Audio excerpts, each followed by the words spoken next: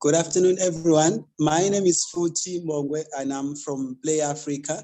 I would like to just welcome all of you to another amazing webinar. We have a series of these that we've been doing for the last 2 weeks, and we have the last one coming up next week, Tuesday. Just as a heads up, we're gonna share all these amazing webinars that we've been running after the last one next week, Tuesday. So you should all be able to access all the ones we've done. And the one we're doing today with our amazing colleague from the Kohl Children's Museum is on using repurposed materials, especially in the classroom, wherever you work with kids. So with that, I'd like to introduce my colleague who will be running the webinar. Her name is Emma Goodwin, and she's the manager of education at Kohl Children's Museum in the Greater Chicago.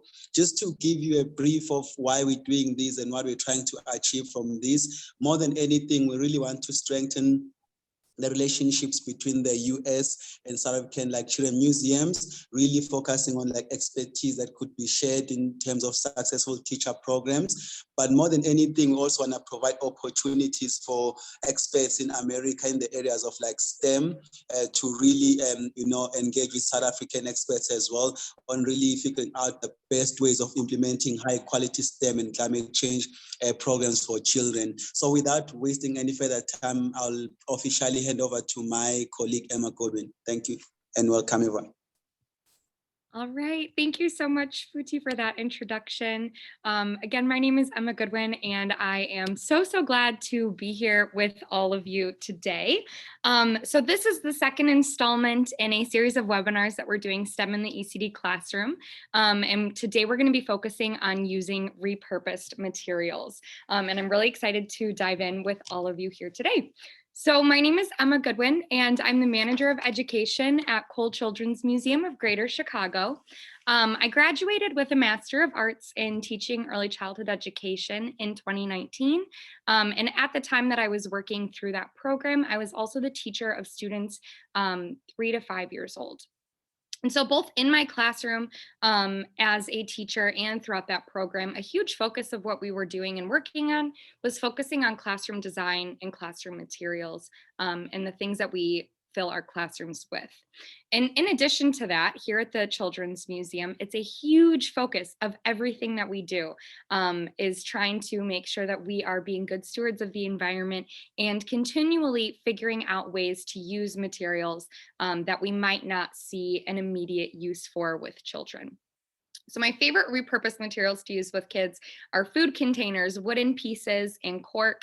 But I really love everything. I think that no matter what you're using, you are able to find different ways that children are able to use them, which is really exciting. So a little bit about the Children's Museum that I work at and children's museums in general. So Kohl Children's Museum, we're located in Glenview, Illinois. We're just about 20 minutes northwest of Chicago. We have 17 hands-on exhibits for children ages birth to 8. And so really our goal is for children to be able to freely play and freely experience real world and adult concepts all through play. And so all of our exhibits, all of our programs are really to foster a love of learning in children who come through our museum, and one that we want to carry on with them throughout a lifetime. And I hope that that's a goal that you all here have as well. Let's see. There we go. Okay, so last week we focused on the value of play, and I want to do a quick recap of this just because I think within the value of play, there's a lot that we can take into this week as well. When we think about the repurposed materials that we're using with our kids, we're thinking about ways that we can use them in playful situations as well. So we play with children because we know that children are learning and growing and developing while they're playing. As teachers, we are excited to raise, encourage, and educate children who are really excited to learn and who want to continue learning throughout the rest of their lifetimes. We also want to see the hard work that we do with kids reflected in ways that we might not have anticipated. And so the hard work that we put in as teachers gets shown back to us through playful situations, whether that's in vocabulary or in our students demonstrating math skills. A lot of the things that we more directly are teaching, we get a chance to see happening really naturally when we allow our students opportunities to play. And then lastly, we play because play is a unique opportunity for all of our students in our classroom to develop a number of important skills. So again, we talk about those math skills and science skills as well, but we also see really great opportunities for imagination and creativity. And all of that is inherently involved in play for our students. We are allowed to jump in and follow our students as they take imaginative roles with play. So today, when we talk about using repurposed materials in our classrooms specifically to promote play, we're going to focus on three big reasons why we want to engage with these repurposed and recycled materials. I think that we could come up with a much longer list than this, but all three of these really get to the core of why this is a valuable classroom supply strategy for all of us. So the first one is that repurposed and reused materials allow us and our students infinite imagination opportunities. So in the same way that play allows our students chances to flex their imagination, so does using these recycled materials. We can give our students a lot of exposure to creative thinking when we use materials that could potentially represent something else, or when we use open-ended objects as well. Second off, we use repurposed materials because we have the overall responsibility to our earth, and we want to support our environment and create that responsibility and that sense of care in our students as well. We can create good global citizens, students who are environmentally conscious. We can start small and approachably with recycled materials, and then we can increase their exposure to natural objects as well. So these are all going to be really tangible and really age appropriate ways to get our students exposed to recycling, to bigger concepts that surround climate change. And then the last reason that this is going to be really important and valuable is because repurposed materials allow for us to increase the resources that we as teachers have at our disposal. So we can create better stocked classrooms, well-stocked classrooms that will allow and empower us to meet all of those curriculum goals that we might have. And all those curriculum goals that we might think we need specific materials for, we can do those with things that are repurposed and recycled. So when we talk today about the materials that we are going to be using or repurposing, here are some ideas of different materials that we can use. So we're talking kind of about these two different categories. On the one hand, you have anything that is so broad that it has one common use or function, but we're going to use it for something else. And that can fit into that can be really anything. So you've got cork, caps and lids, different containers. You can use blocks, anything that has one common purpose, but our students are figuring out a different way that they can tinker around with it.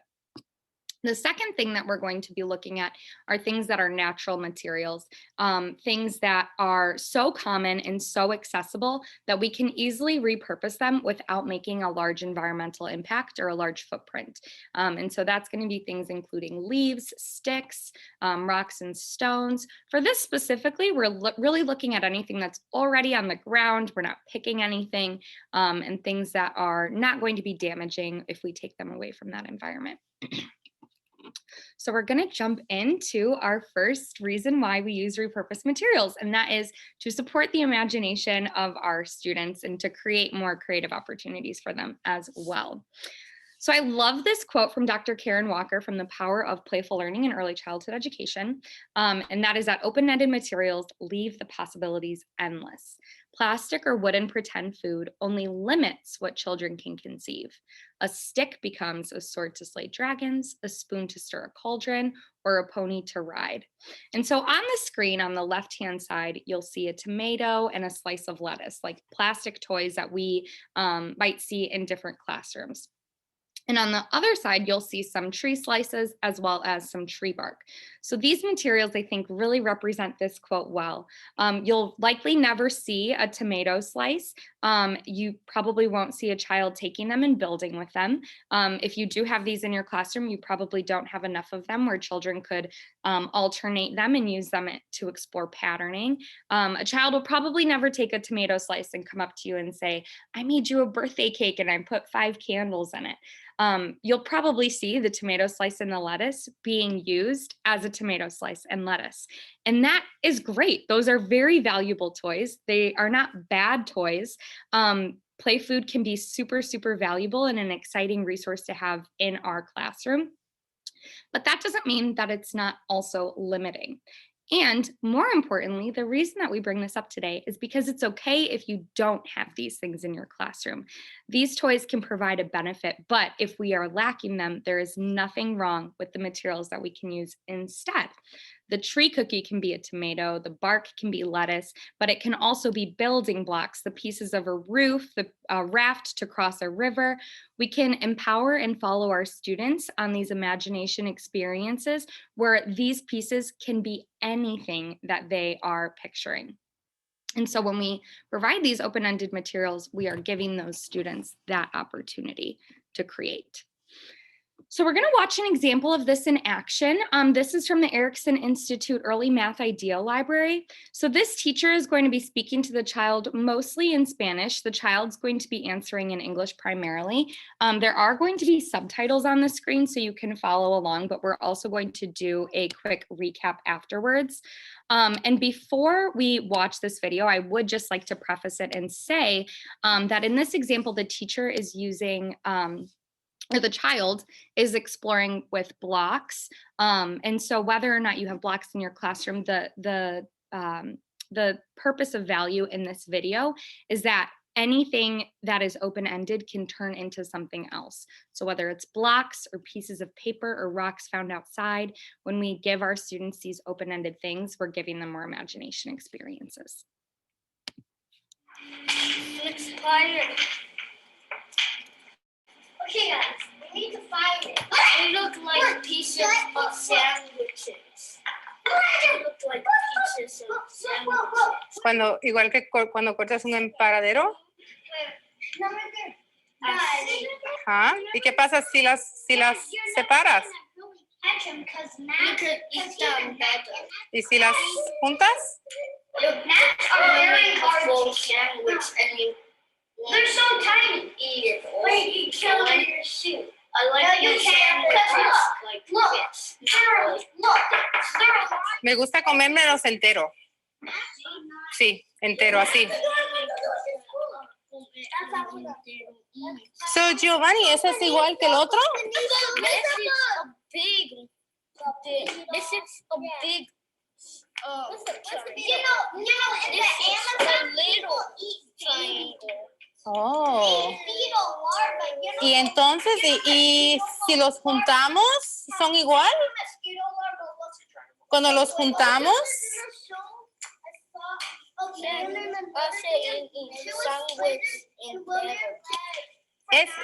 Los emparaderos que hace cuando están juntos, ¿son igual?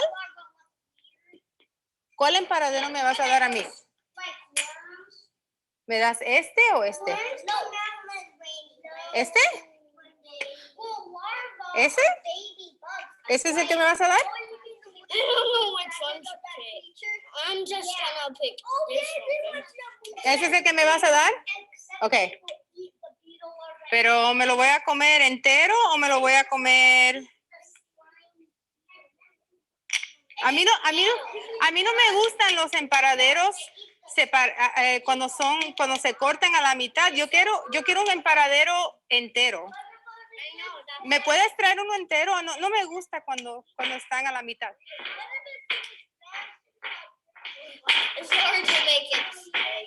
Sí, pero yo quiero uno entero, no quiero uno que está cortado a la mitad. ¿Este es el emparadero entero? Oh, sí, veo que no está cortado a la mitad. Ajá. Entonces, este me lo voy a comer porque este está entero. A mí me gustan entero, no me gusta cuando están separados. Pero quiero ver que es el mismo. ¿Es el mismo? ¿No es el mismo? Porque yo no quiero un emparadero más pequeño. Yo quiero uno igual. No, ese es más pequeño. No quiero uno más pequeño. Pero quiero estar segura que este es igual a este. ¿Son igual? Porque yo quiero uno que es el mismo tamaño. Let's see if this one's it's the same size. All right, so Within that video, we see Giovanni is able to do so much with those blocks. And even though the blocks are not sandwiches, we see that he is still able to flex his imagination and imagine that those blocks are something else. And again, this is just one example, but it doesn't have to be blocks. It can be anything that we have in our classroom that's open-ended. He could have done the same thing with tree bark or with rocks, paper, anything such as that.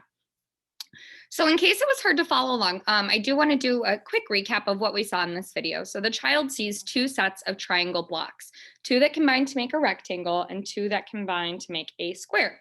He gives the teacher the two blocks in a rectangle shape as her sandwich, but she wants an entire sandwich. She doesn't want one that's cut in half. So the student has to compare the different blocks to make sure he's giving her a sandwich that's the same size, especially since he has that smaller square sandwich. So he's able to check in and see if he's giving her a fair deal for the sandwich that he's found. So the value in this video is that Giovanni is able to use the blocks to represent something else, and he's able to have that opinion validated by his teacher. She is continually telling him that his play, his imagination is valid. Those blocks do look like a sandwich, and she really wants to eat it. She just doesn't want to eat it if it's cut in half. So the teacher engages in his play, but through that, she's posing a challenge that allows him to keep the learning alive and explore different math concepts at the same time as exploring his sense of imagination too. So there are a lot of opportunities for him to reflect, and we see a lot of math concepts that are ingrained within this. We see exploration of shapes, size, and one-to-one correspondence as well. All of these things lead to an imaginative and creative learning experience that Giovanni is able to engage in. There's another way that we can do this as well with our students' imagination, and that is going to be a concept called loose parts. So loose parts are materials that can be moved, carried, combined, redesigned, lined up. They can be used alone, or they can be combined with other sets. And there is no direction for loose parts. So at our webinar last week, we were talking about the different types of play. And one of them was free play, and one of them is educator guided play. This is absolutely going to be a free play situation, a free play scenario where we're just providing our students the materials, but we're not even really looking for a educational standard specifically that we're pushing in. Instead, we're seeing what our students decide they want to play with and what they want to explore. All of those educational standards are immediately going to be involved in this. We're just not pushing any of our own ideas into that type of play. So we provide our students with a variety of materials. They may seem kind of random, and then the students get to design, play, experiment, balance in any way they choose. So loose parts, again, they can be adapted and manipulated in a lot of different ways. When we allow our students to play with loose parts, we are encouraging creativity and imagination. And there's going to be a lot more opportunities for creativity than with closed-ended plastic toys. So an example of this is that if Giovanni had picked up a piece of bread and a tomato slice and a lettuce slice, he wouldn't have been able to separate them and explore with those math concepts in the same way that he was with really open-ended materials. So we can evolve so much more with all of these different types of play and interactions that we have when there's not a set purpose for the materials that we're using. And because of that, open-ended learning is inherently encouraged. So when we talk about the materials that can be repurposed and reused, and we think about them in the lens of loose parts, we don't really need to have a theme or a connection between them. It's really just all about what we have available. So even if that day we're providing our students with rocks and bean pods, but also bottle caps and lids, the mix of materials is okay and even encouraged. So the display can be fluid and flexible based on what you have. Really what we want to do is create a layout that allow children to feel welcomed when they come to the table. And I'm going to show some pictures of this as well. We want to make sure that the materials that we have are easy to grab, easy to access, and easy to see. And if we would like, students can assist with the setup and the storage as well. So here is one example of how we use or how we set up loose parts here at the museum. So we use baskets or we use trays that toys came in. We figure out any way that we can repurpose things.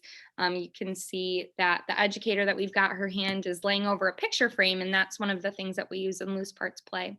And then the thing about this picture that I really like, and the next one that we'll look at too, is that you can see that all of the materials are very visible for the student. Nothing is hidden underneath. Everything is easy to grab. You can see exactly what you have access to and what you're able to use.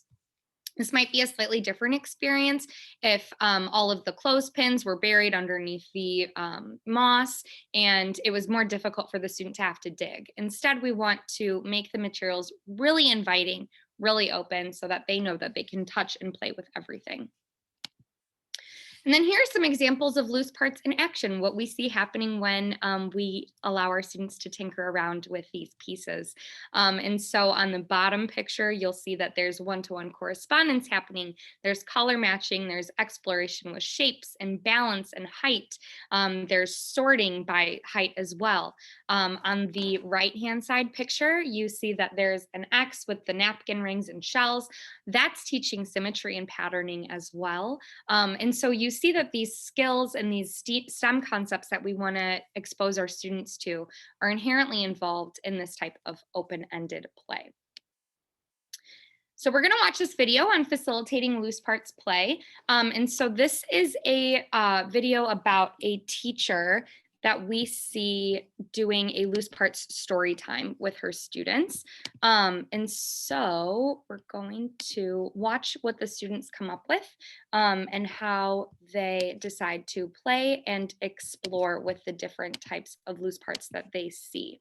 And in this, we'll see that a lot of the types of play are, again, going to be really open-ended. They're going to be something that the students can decide for themselves what everything is representing. We're going to start it at, sorry, give me one moment. We're going to start it a little bit later. And so when we use loose parts, we can use it for story time opportunities, but we can also use it for things that are really open-ended. It doesn't have to always be a experience where our students are getting something specific out of it, like early literacy skills. It's something scary. King and queen. Ooh, a king and queen. And who else is in your story? Yeah, this is the decoration, and these are the collections. And the penguin, it was an apple tree. The cat jumped up, and then the cat jumped up and got an apple. And then it was some rock. It was the rock.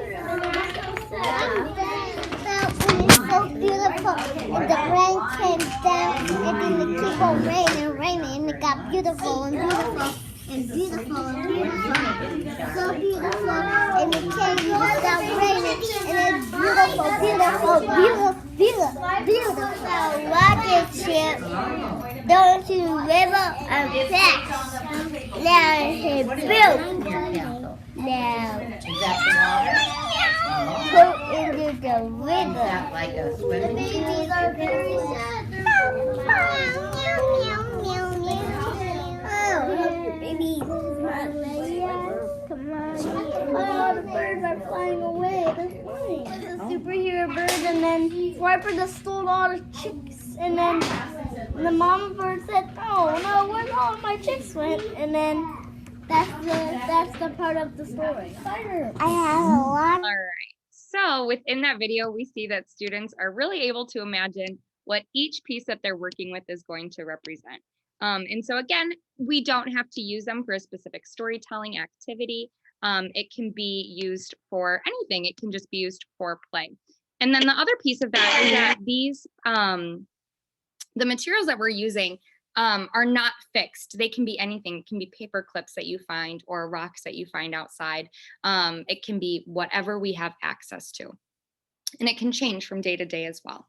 So the value in this video is that the teacher is providing children with an opportunity to come up with something that is completely theirs. So we see that every single student has something very, very different that they're excited to share. One student tells a story about a king and a queen, and another student tells a story about a rocket ship that's crashing.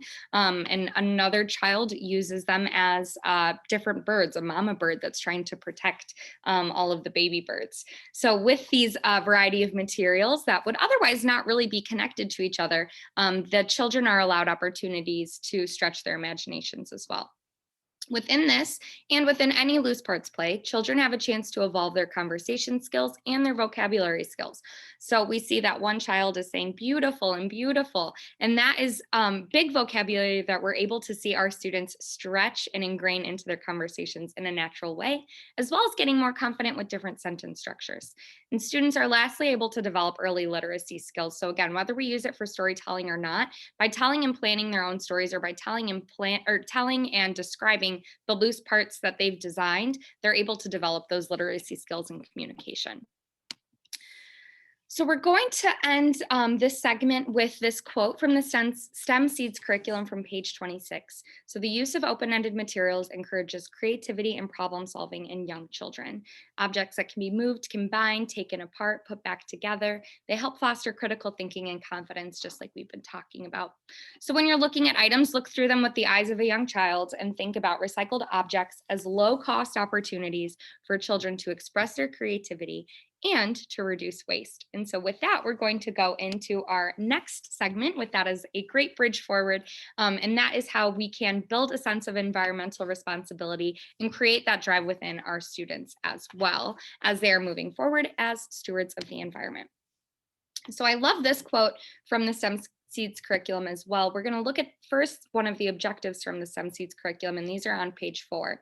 So one of the objectives is to build the confidence of South African educators in initiating STEM activities in the classroom using everyday low-cost materials with a particular focus on climate change awareness. And that is why we are all here today.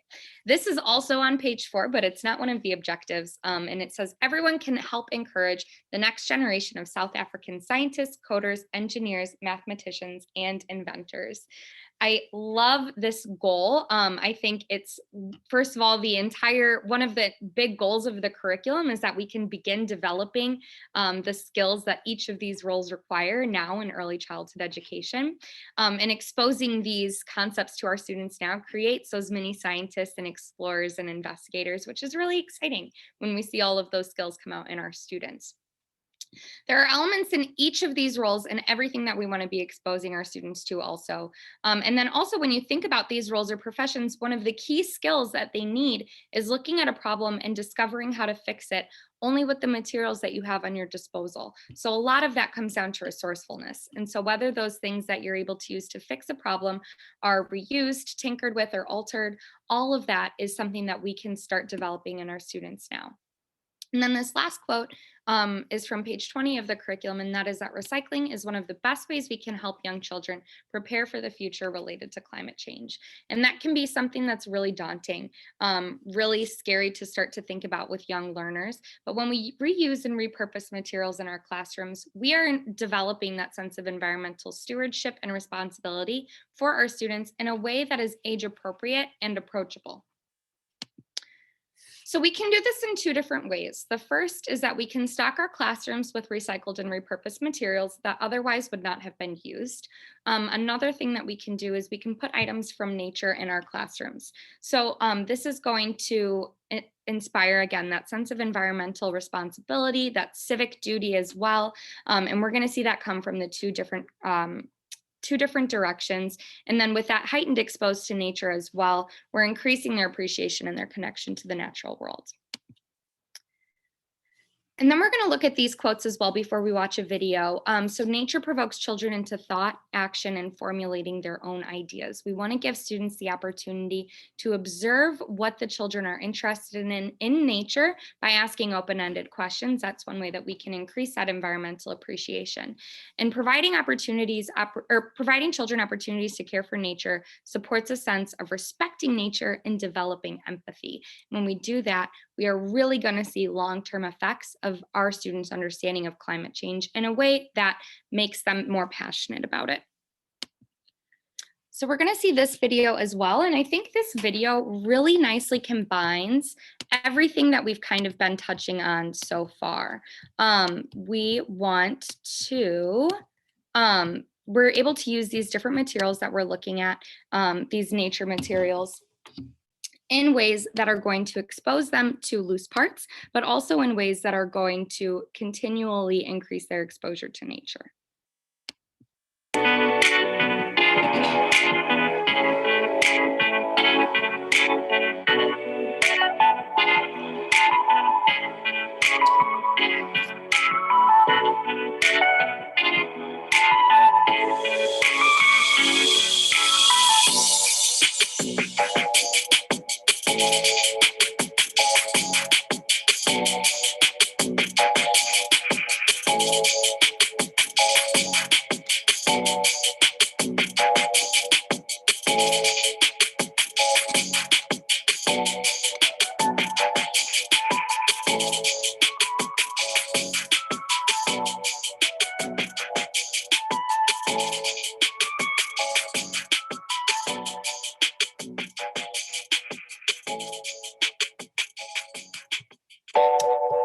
All right, so within that video, when we talk and when we think about the different ways that we can increase our students' exposure to nature, a huge part of that is really just going to be giving them the materials. And that in turn, when we give our students opportunities to explore with nature, we are inherently giving them those opportunities.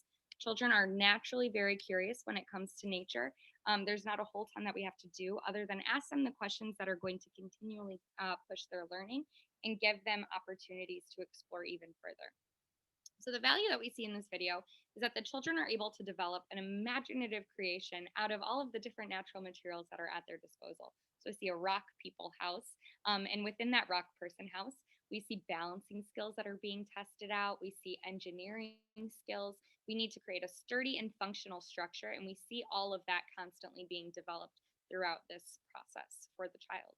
Critical thinking and decision making is practiced as well. The child is able to change and alter the materials. We see them drawing on the different rocks with chalk and moving things around as much as it meets their needs. And so while we give the students these opportunities to explore and touch and feel things that are from nature and repurpose them in ways that we might not originally imagine, we're providing our students with the opportunity to care more about the things that are around them and to build a deeper connection with nature. So one way that we can further this with our students is by asking different types of questions.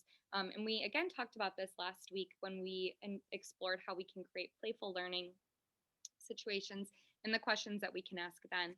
There's a few different ones that we can use when we're interacting with nature with our students and when we're interacting with them in general. And so the first is some different wondering statements. As teachers, we can say, I am wondering about, I wonder how, I wonder where, I wonder how those materials got here. I wonder where these materials came from.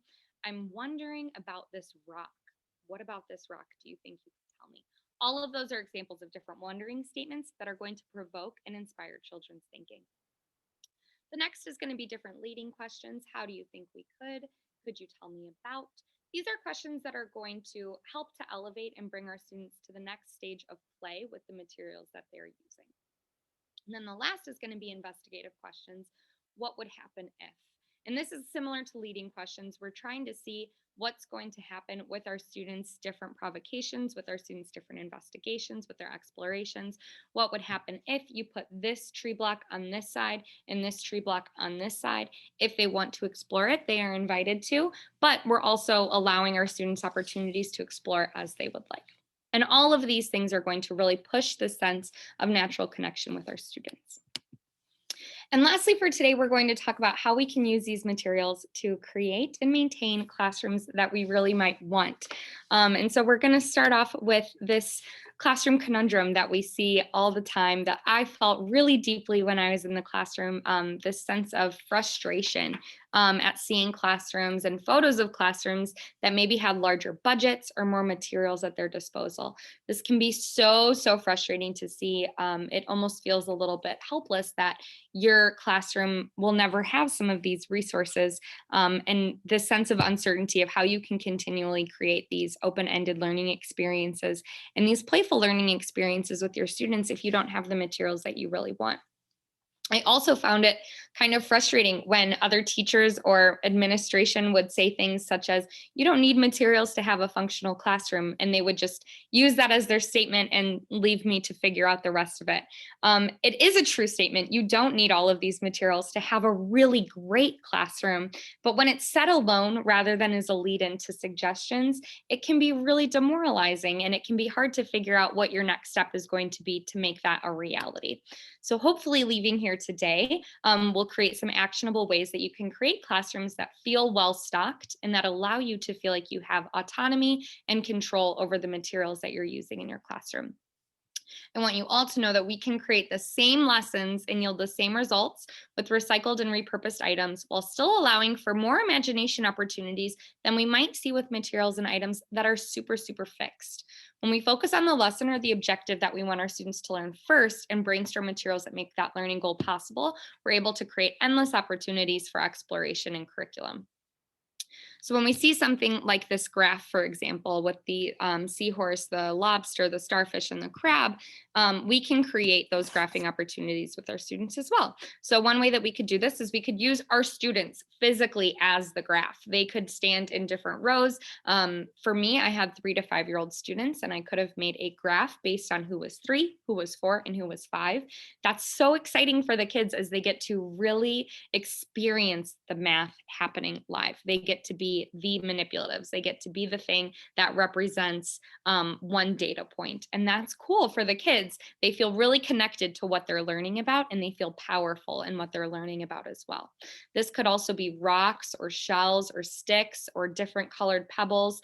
And we're going to take a look at that as well. But the benefit of different materials such as these is that they can be used and manipulated in so many different ways. It's not fixed. It's not a one goal or one objective object. Instead, we can use them over and over again for different things.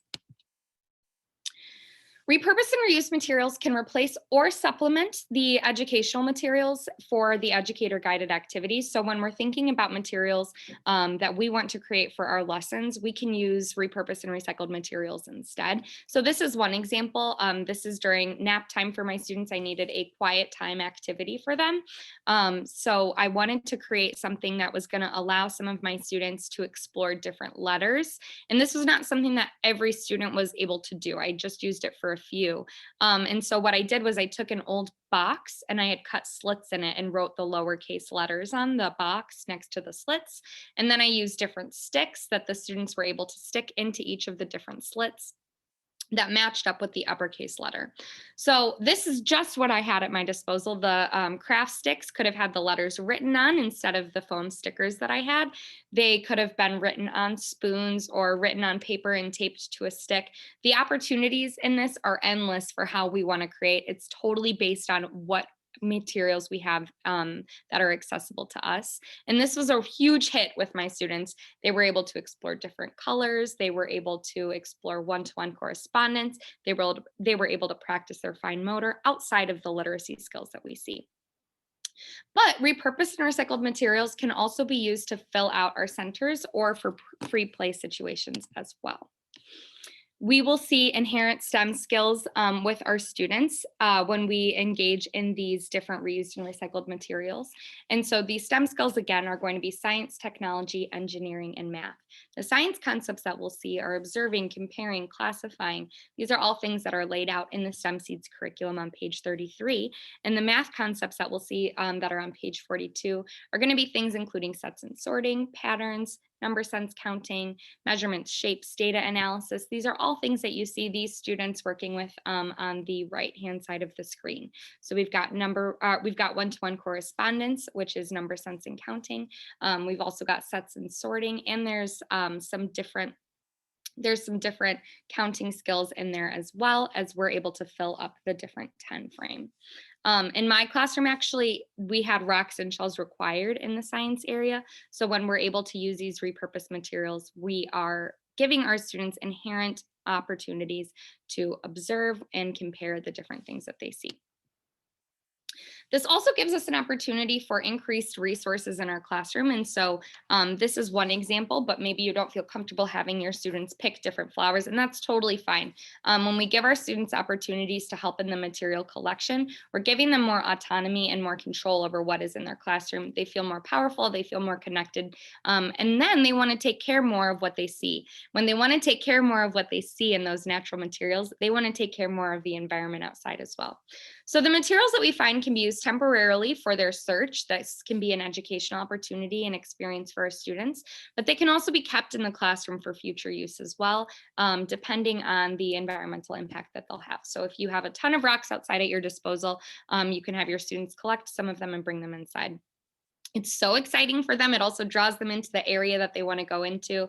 Or if they are seeing that you have the rock set out for a certain activity, they feel really drawn to that because they know that they helped to create that basket of rocks. They helped to find those materials. And that's something that a lot of our students are going to feel really proud about.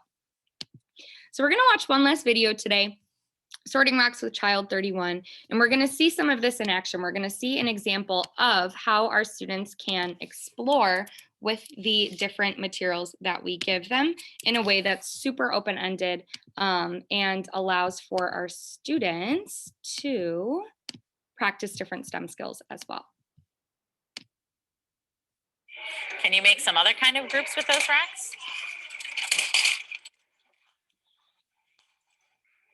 This big, this small. Okay, so that's a big one you said, and that's a small one. So you want to put those down? They're for heavy. It feels heavy. Okay. Are there other ones like that? No? There any ways you can think out to put those in some groups? They're for not heavy. That one's not heavy.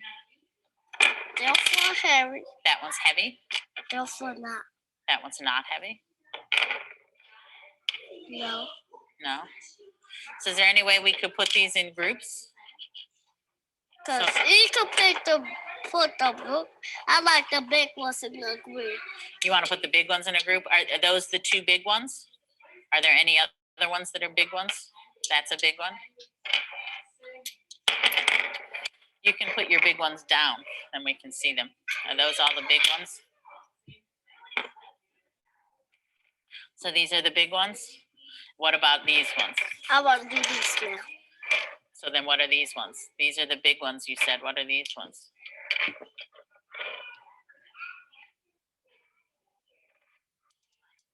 What are you going to call those ones? You told me these were the big ones. What are these ones?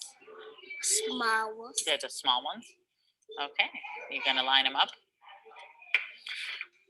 Go ahead. You can line up the small ones.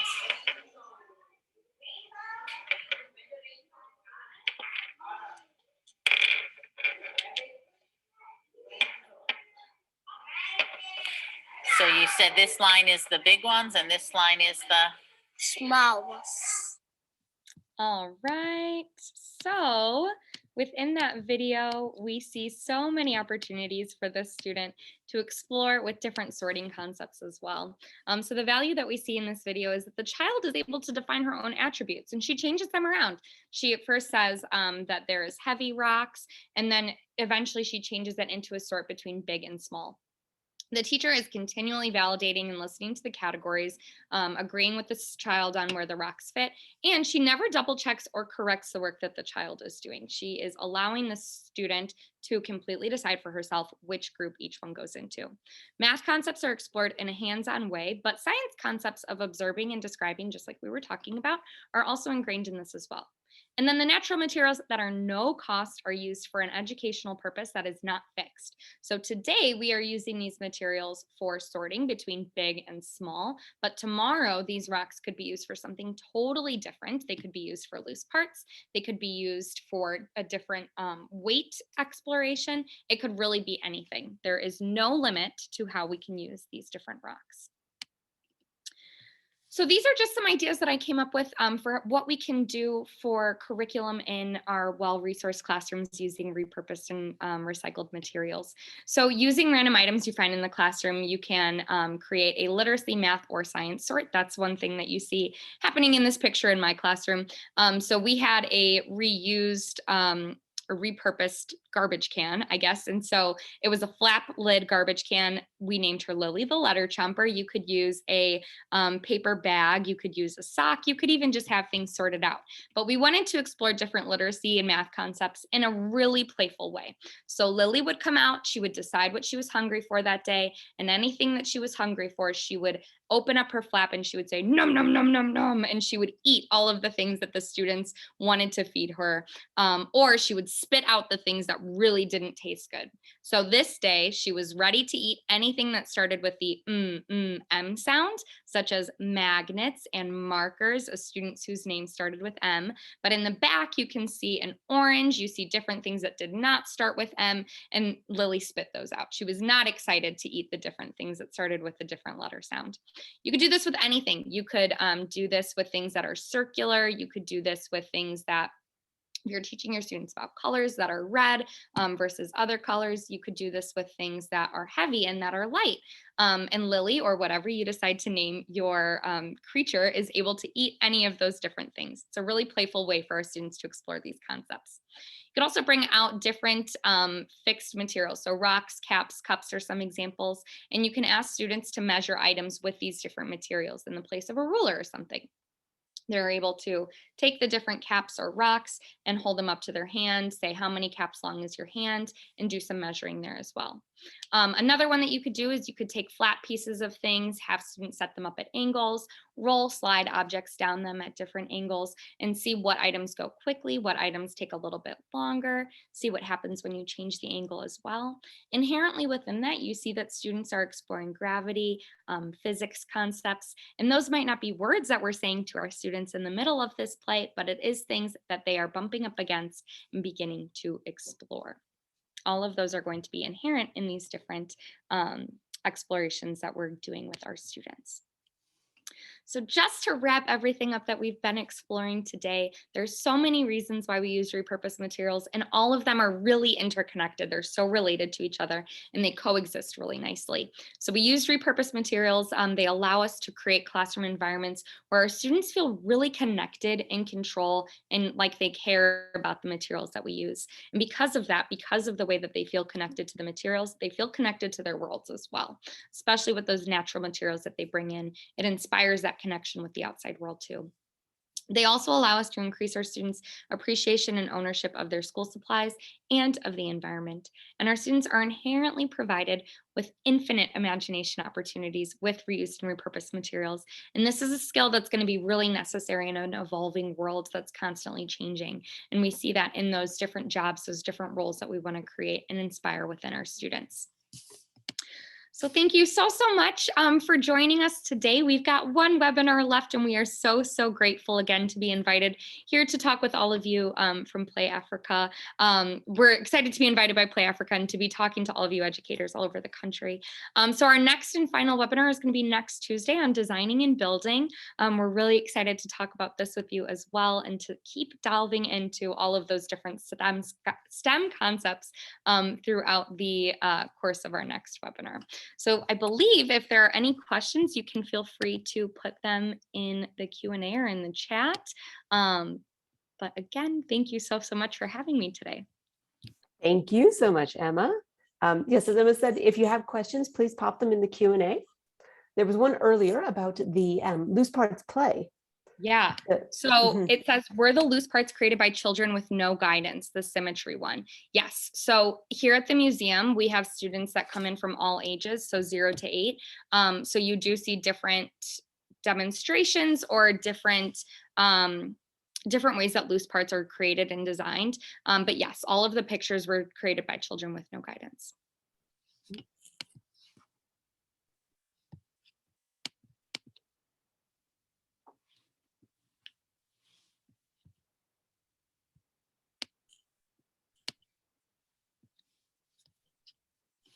Any other questions?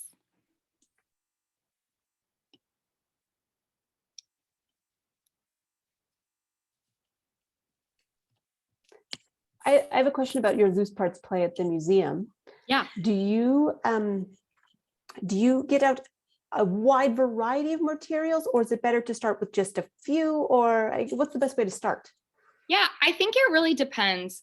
Here at the museum, we do start out with a large variety of materials. We change them out every month, and that's because we have so many materials that we've collected over the years. But that can be really intimidating at first, and it requires kind of a lot of resetting because we have kids that come in to the art area to explore just for a few minutes.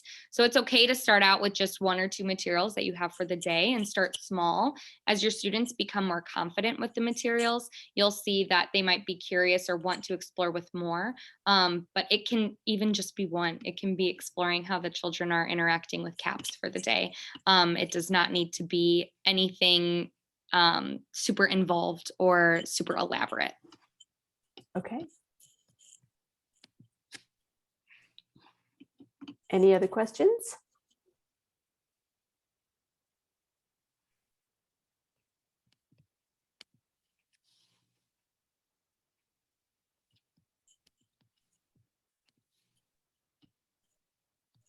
Okay. Awesome. Well, we look forward to seeing you all next week to learn Yay. about building. I'm very excited about that. It'll be fun. Mm-hmm. Oh, I do see a hand raised. Sorry, just 1 minute. Oh, maybe not. Anyway, please feel free to invite anyone who might be interested to the next session. You can find the link on the Play Africa Facebook page for the last session, which is next Tuesday at 3 p.m. And thank you so much. We'll see you next week. Thank you. Bye.